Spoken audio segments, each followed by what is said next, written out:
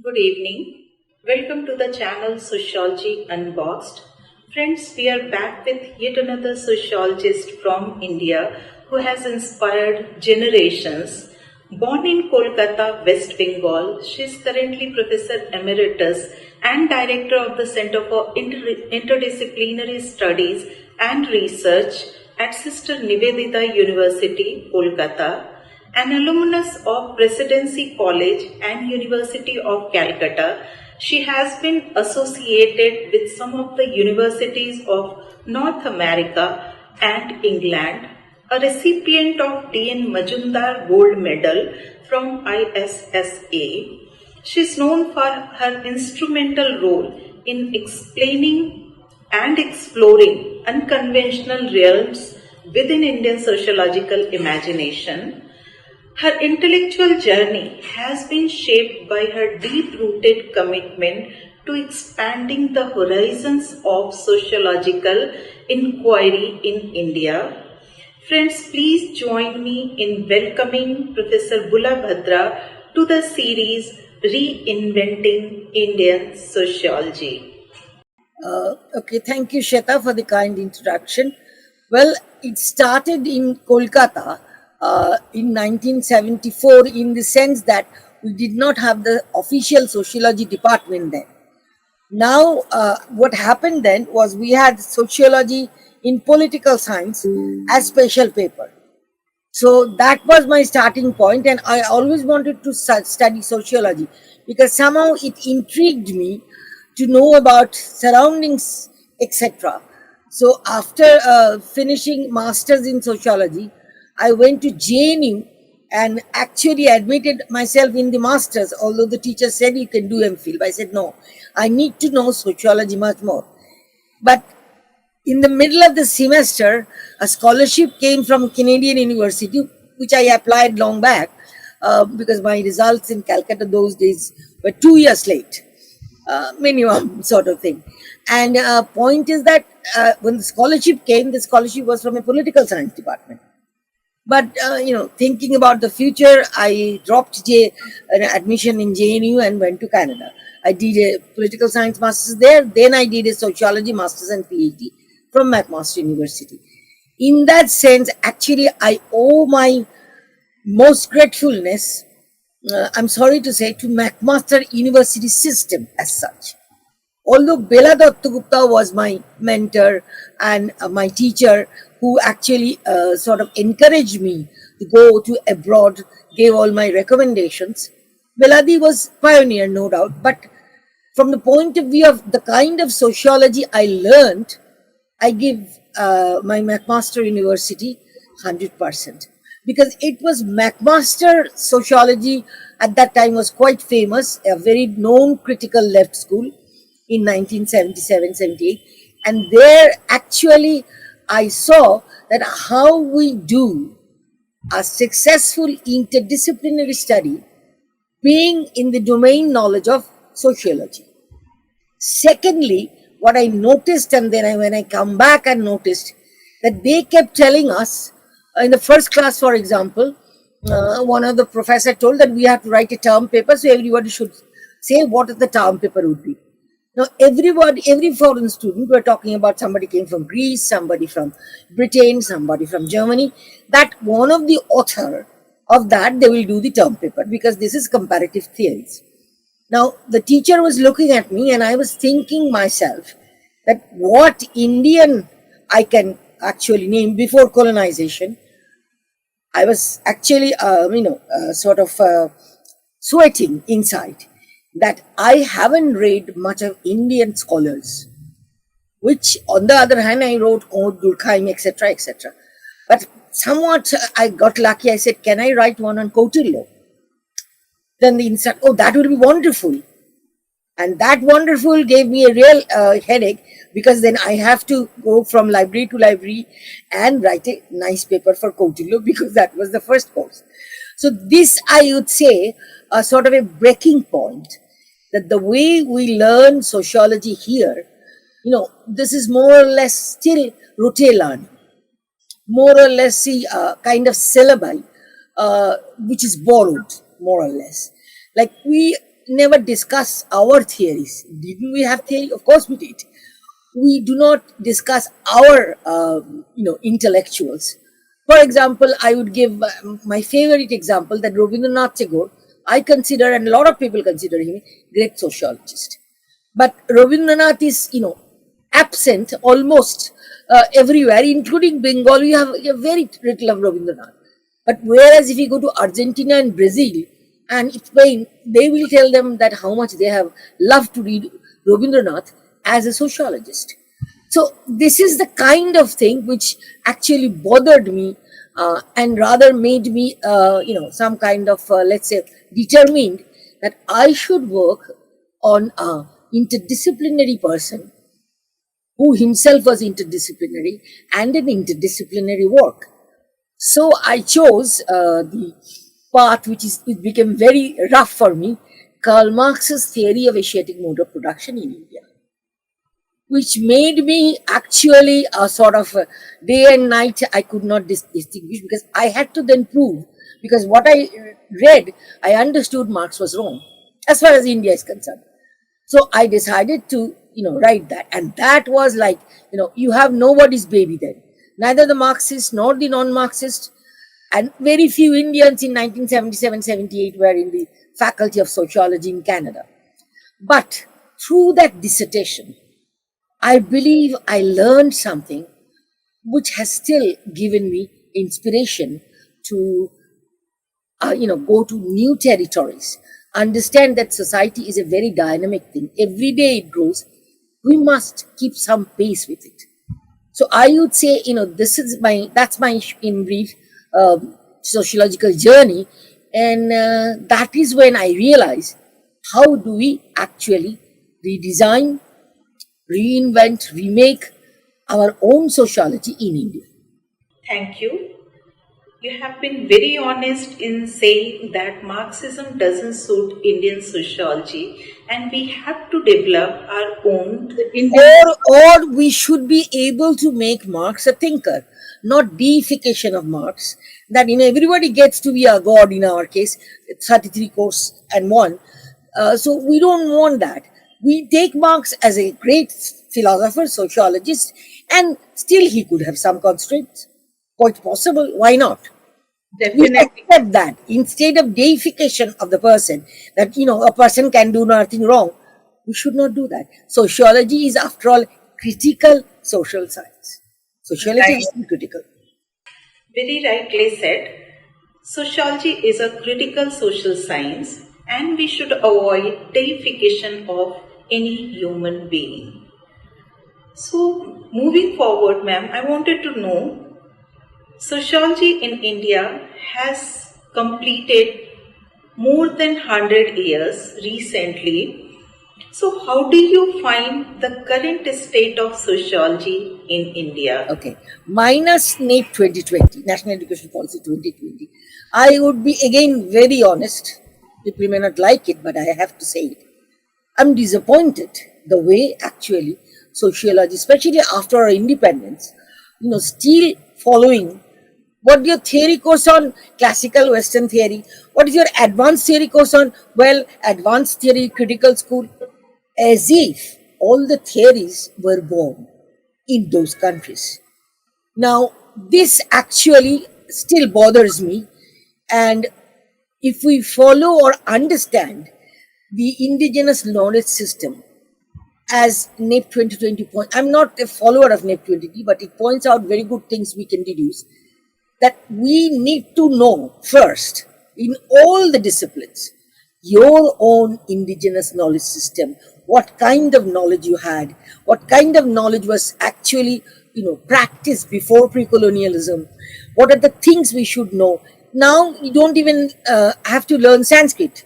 We all learned Sanskrit, and that was a great assistance to me when I criticized Marx, because I could read the original. But even now, all the translations are available, which was available somewhat in Marx's time also, but Marx didn't consult them. So point is, there was an Eurocentric Orientalist view in Hegel, in Marx, in Weber, including Dumont, etc., that who thought that these concepts are only applicable to Europe. So Europe will have something progressive, dynamic, whereas the whole of Asia and Africa will have probably, a passive kind of thing, and their sociology and society keeps like static. When I first joined Calcutta University in 1989, after coming back from Canada, so they gave me to teach because I had a book on that and my dissertation was published. So Indian society was given to me. And I realized one thing, that my students didn't know that there was an Indian society, civilization and culture, very rich before colonial India. So I started a different kind of introduction or interaction to students, asking that, have you heard about Mohenjo-daro Harappa civilization? They said, yes, we have heard it. I said, do you think that civilization was in the bank of Sindhu, Indus in Greek? They said, yes. I said, so at 2500 BC, they had a civilization. But since then, they have been static and nothing happened. Then the students were looking at me very, very nonplussed. Then I told them, do you think there was culture and civilization at that point of time and society remained static? They said, no, that is not possible. Then logically, if we had culture and civilization in 2500 BC, which is now historically and archaeologically proved, so that means we had our society which was changing. So how can we accept a few diktats of the colonial period that India was vegetative, etc., and British imperialism was needed India to actually liberate them? Even Marx told that it was the only social revolution ever had in Asia.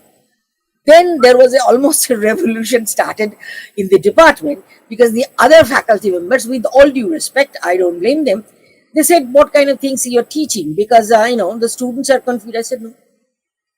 I then asked one thing to them, do you think we had a history? Then they said, yes.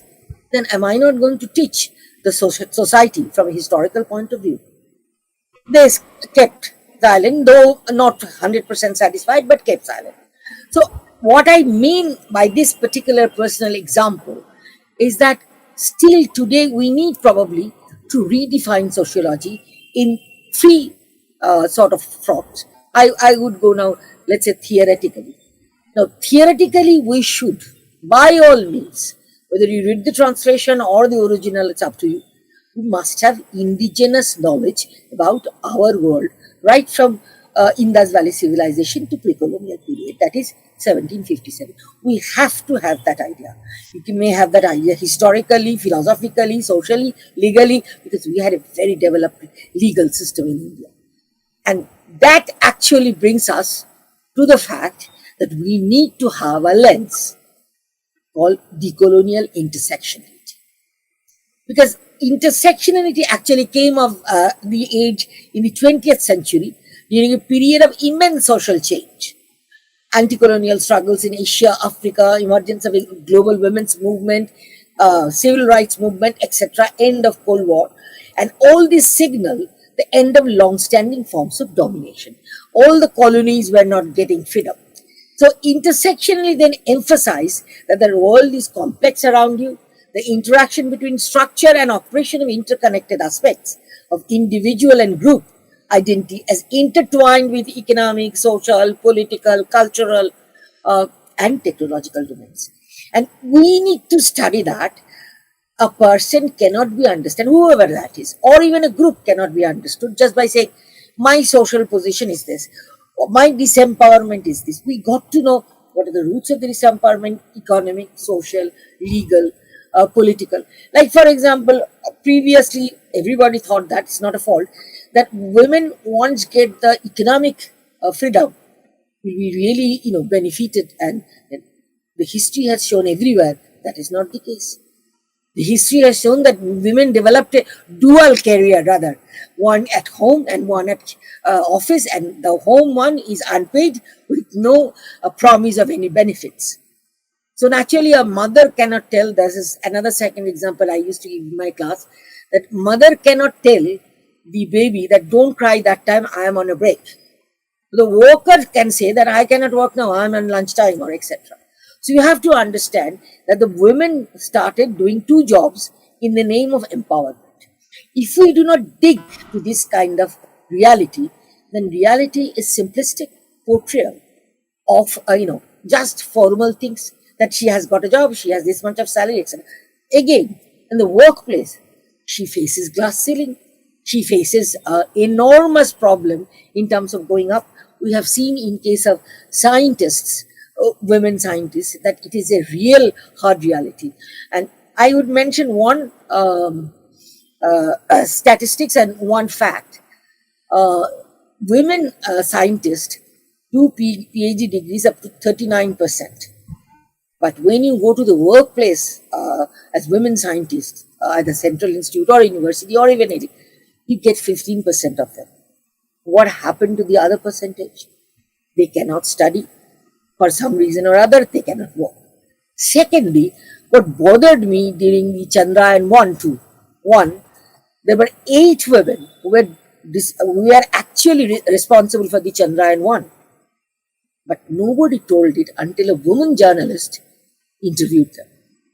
There was no cry from no telling from the government that we are proud of our women scientists who was, independently did the Chandrayaan 1. So I would say that if we don't have a decolonial lens, that they didn't teach us much. And I'm telling it with a risk. We need not to know who the Durkheim, Marx Weber first. We need to know Aryabhatta, Gautami. We need to know all the Indians first, and then you can learn anyone. My point is that make it charity. Let's begin at home. Why shouldn't we learn Aryabhatta? Why shouldn't we learn Kautilya? The whole of the ancient scholars are full there. I mean, there is no what would I say, shortage of anything. So we should have Indian sociological thought right from the BA first semester. If we are serious of making sociology in India a lively subject and also sells in the market. I mean, I understand everybody will tell me about the market, but I'll tell you the marketization situation also. But this, what I believe, is the first task we should do. We should change our theoretical lens. The moment I don't want to name, but I keep seeing this, that Marx, Durkheim, Weber, lecturer, etc. Do they know the language? Anybody doesn't know the original language must not be saying with kind of. In order to work at Marx, I had to learn German there because they would have not allowed. Then I laughed and told my committee members, see, Marx didn't know Sanskrit, so, but you still consider him a reliable author. So the point is, theoretically, you must think about it very seriously. Indian sociologists of India who are of great talent needs this. I found one only to say that he tried, that is G.S. Ghurye. If you read Caste and Race in India, you'll see that he's saying how British made up castes. So actually, little bit of Ghurye, some criticism of Bete and Srinivas's late writings. Other than that, we haven't been original, so to speak. They followed modernization, we started following modernization. Then dependency came, we followed them. But what about us giving some light? Ancient India was so developed in science and mathematics, we discovered the zero. Now, you can laugh at it, look down upon it, but until the zero was discovered, think of the Roman situation, that how much space you would have need to write 1 crore. So obviously, this could not have happened, this discovery, until the social, economic and cultural milieu was ready, rather commercial milieu, because ancient India's second urbanization during the period of Buddha, 550-600, was one of the best urbanization we can get anywhere. And we cannot forget that ours was an original civilization among the 5 civilizations. In fact, Asia and Africa has the first 5 civilizations, not really Europe. Europe had its hegemony starting from the colonization. So here, I would say, I will bring up the methodological position. For heaven's sake, if students are hearing this, or scholars, don't follow the same old survey method because American and British told us to do and they did the survey also on caste. Please don't do that. Please learn mixed methods, because reality is mixed with qualitative and quantitative. So if you want to know about the reality really, shouldn't you follow what are the quality features and what are the features you can quantify? Until unless you close your eyes and say, okay, we learn survey, we do a survey. Survey done, you have done it. No, that's a disservice to the reality. And we should understand, when we talk about intersectionality, that you talk about gender, class, your economic position, your cultural position, then how can you do only a survey?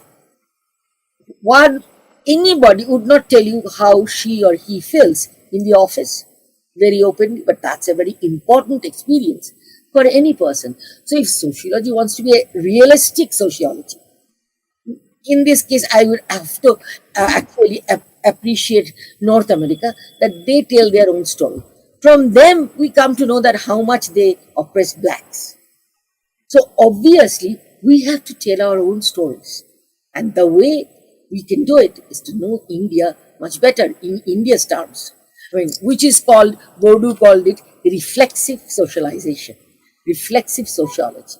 And empirically, when you apply it, please don't say, I'm doing this, until and unless you have done readings on Indian and by Indians, on India and by Indians, that you don't know, that nobody has told. Nobody has told. India gave zero. Arjavotto, one of the earliest one, and the whole Boolean logic in Greece was based on Indian mathematicians. India was very, very rich in mathematics, ancient science. So problem is, we are actually much more, what should I say, colonial than we should be. We're still having this, aura of colonialism, which Erin Connell, the famous Australian sociologist, have criticized heavily. From Africa, we have Annabel Quijano criticizing it and saying that, this is an epistemic violence. I have written a paper on that, and it will be coming out from Palgrave Macmillan. It's a book on decoloniality in Asia. I wrote an article how colonization of knowledge actually occurred there, and we faced epistemic violence. See, epistemology and this ontology, that whether it was there or not, is the basic question. So we have to know what India had. How would you argue? I mean, coming to the very individual level, how do you understand the problems of a young person or the experience of a young person if we don't know how he was in his childhood or in her childhood? So obviously, if sociologists are so parochial, like the colonial ones, that they'll go under the banyan tree, like a sahib sits there and goes for survey without knowing the language. And I would actually tell this to everyone. Rather, I'm taking advantage of the sociology unboxed. Please do learn your mother tongue. That if you are a Tamil Nadu, if you are at Kerala, that you do not know your mother tongue, or in Bengal, you studied in English medium schools, very good. But do learn your mother tongue, because that's the first premise for writing a solid, original, and apparently valid analysis. And that can be, over and over questioned, and can be also over and over rewritten. But do not refuse your immediate reality and say that, oh, my son has written, he doesn't, there was a poem in Bengali, I'll just answer the two lines, that, sir, my son doesn't know Bengali at all. But he gets very high marks in English and Hindi too. But he cannot say things in Bengali. I mean, this is the typical post-colonial attitude that we don't need Rabindranath in Bengali. So obviously, this has to go. Look at them. I would have to say that. Look at Europe. If you go to France, in the even streets of Paris, nobody will speak English. Then you have to do sign language, because they hate so much England. Germany, the same thing. So obviously, what are the things we can learn from them is that, did Foucault write in English? No. Did Rousseau write in English? No. They translated. So why can't we say that we are capable of writing in our mother tongue? At the same time, we can translate it. statute, let's say, give thank you to the our colonizers and give thank you to us that we are not just static beings. So I think theoretically, methodologically, and if we actually understand this, that we will have a sociology of Western thought in the third or in the fifth or sixth. Now we have actually 8 semester. I mean 4 years back, 7 semester, 6 semester. There is nothing wrong about it. We rather understand maybe what are there were local sociologists in that particular province and the national sociologists. Maybe they were wrong, but let's read them. What about Indian scientists and Indian law? We had tremendous development of law, which is taught but much less in law. So obviously we have to know them. Now, if we say Jagopal Kuswiti and somebody looks at me saying that, who is that guy? I mean, what does he do? But that's a bad situation. They will never tell that, they don't know about Bacon or Machiavelli. I remember in another class, there was a comparative political sociological course. And everybody was saying that, no, I will write on so and so because I have came from there. I will write on so and so. So they actually, know how to tell others in the world that they are superior. Isn't it time overdue that we give it back, saying that we had an indigenous knowledge system? And that is why NIP 2020, however, there are other problems, but it has actually recognized finally that it needs to be there. So, Shweta, I would say that I want a redesigning. Big demand, but you are the Secretary of Indian Sociological Society. So we should have, maybe workshops, maybe discussion among us like you are doing, trying to know that we need to have a different kind of sociology which cater Indian. And I'll say 3 things they have to learn. One is decolonial intersectionality, that is decolonization of knowledge. Second is improvement on methodology, etc. And third is interdisciplinarity. And since they are doing interdisciplinary for the last 50 years, we suddenly woke up, that's a bad thing. Because, see, if you look at Marx or if you look at even Hegel, well, he belongs to every discipline, so to speak. So obviously, we also have to have that kind of understanding that issues are complex. We now have a problem with climate, environment, economy was always in problem. Now we now have problem with even political scenario, social culture. We have problems. Karl Popper, who was a famous sociologist and a philosopher on 20th century, he wrote 2 lines, which I memorized for a long because it's like, the point I'm looking for. He said, we are not to study some subject matter. That is, we are not students of some subject matter. We are students of problems. And problems may cut right across the boundaries of any subject matter or discipline. Now, we were very happy that India is digitalizing. At the same time, we know that digitalization has also brought 2 things: digital divide and also, naturally, misuse of cyber situation. We have a huge cybercrime scenario. Since I worked on this area, I know for gender and child and cyber position, and India has a huge problem in that. So obviously, we need to, what should I say, rethink of our own existence and probably redo our own existence to have a greater future generation who will be really seriously, producing this kind of sociology, which will benefit, I think, all of us. So the continued application of colonial lens in post-colonial India has been a significant reason contributing to various challenges that the discipline of sociology is facing, and we should try and develop our own indigenous. Not only that, I would add with that the indigenous application Okay. takes much harder labor, and we don't do that anymore. which we did before colonization. See, colonization has the most negative effect that making Indians lazy. Right. We are somewhat, we used to be satisfied with whatever we got. Now in the digital era, we had to go a little far because otherwise we'll be out of the situation. So, dissatisfaction is the key word, and we should be dissatisfied so that in search of satisfaction, the discipline of sociology is reinvented. So, so far you have discussed, ma'am, many are challenges that sociology as a discipline has been facing in India since 1989 when you joined University of Calcutta. However, while some of these challenges are continuing, sociology nowadays is facing altogether different kind of challenges. I would say two things. One is actually the situation to understand what is that we need.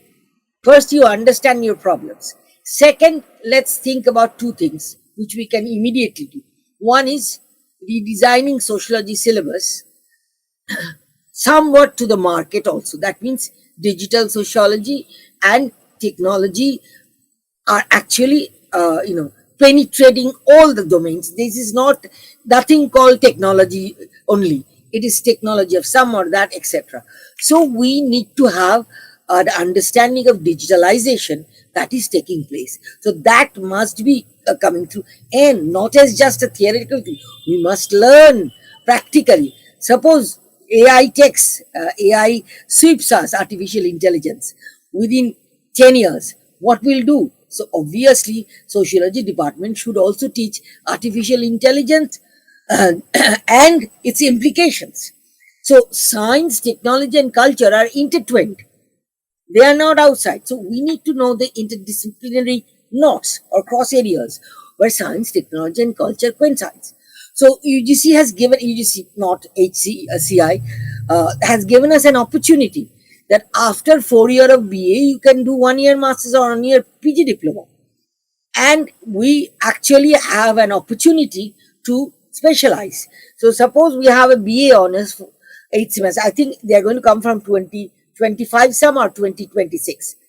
There we can have actually, according to universities should have, I would say, 1 year PG diploma or 1 year MA degree, which will be further specializing with the students would like, and they can sell that in the market. Because since it is the cyber age, it is the age of digitalization, we cannot do anything other than, since you cannot defeat them, join them. So obviously we need to redo. That's why I keep saying, in spite of the unpopularity, but I have to say this, that we still lag. They will tell us who the hell is they. So do it, because don't tell me that India is losing job because of this kind. No, how many IT engineers are unemployed in India? It's not sociology graduates. Yeah, sociology has more, but how many history graduates, how many IT engineers compared to that are unemployed? Because there is a lacuna in our thinkers, policy makers, in terms of how we should go in, and that's an important issue. So from the university, and I think Indian Sociological Society should spearhead a sort of you can have a committee telling government, we on our side should be actually doing something proactive, that give government some proposals which will improve the state of the discipline and maintain interdisciplinarity, and our students' degrees will be marketable so that they can earn a living. Otherwise, if you don't earn a living, you don't live. Now, if you die, what's good about that? That is sociology or history, anything, philosophy. So obviously, we need to do much more proactive activity, which we do not do. Now, so you invite me, I give a lecture, and that's gone. No, that is not what I'm talking about. I'm talking about a proactive, really dedicated, deep commitment to the fact. I don't want to say that I'm the committed person, but one thing I know about myself, and this, if you talk to my students, they might tell, and also tell about others, that whenever I took up challenge, I'm committed right through the end. Maybe that harms me. It doesn't matter. But that challenge had to be proved so that the discipline, my students and me all improve.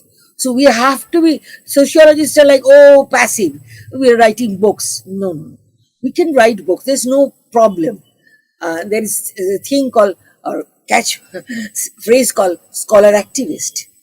I'll rather prefer somebody know me as a scholar activist than just as a scholar. Because then I'm sitting in the ivory tower of my four corners. I don't know. I never did that. Now I'm aging, so I cannot go to the fields that much, join the March for Children or, women's organization.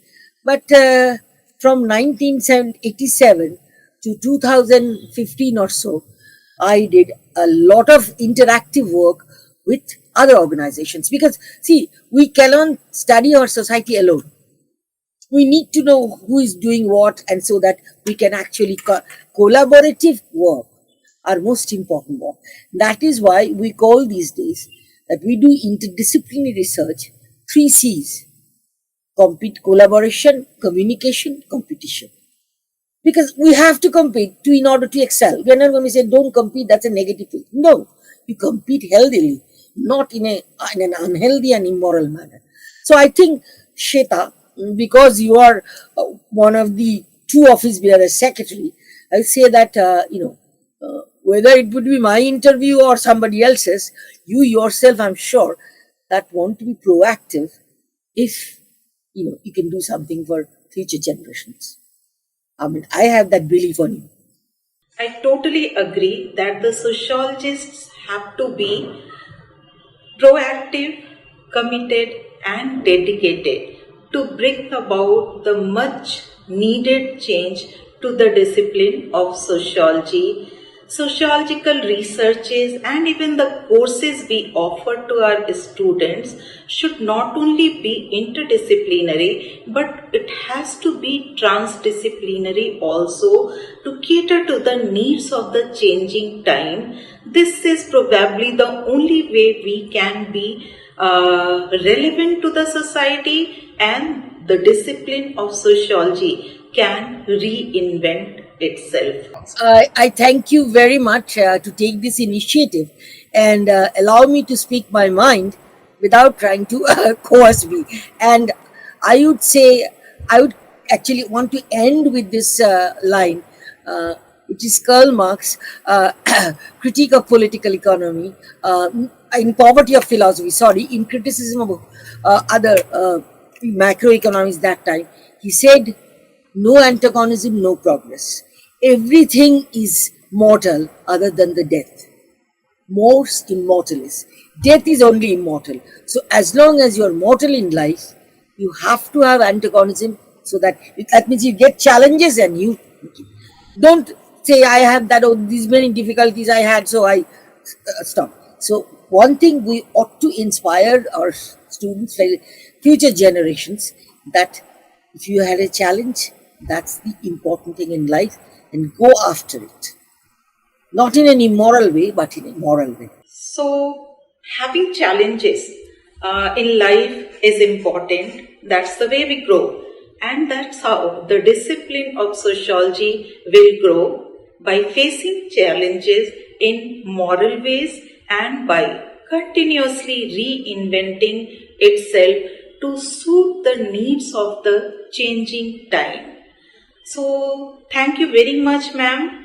Thank you very much for being part of this discussion and highlighting some of the important dimensions and ways to reinvent sociology. Thank you so much.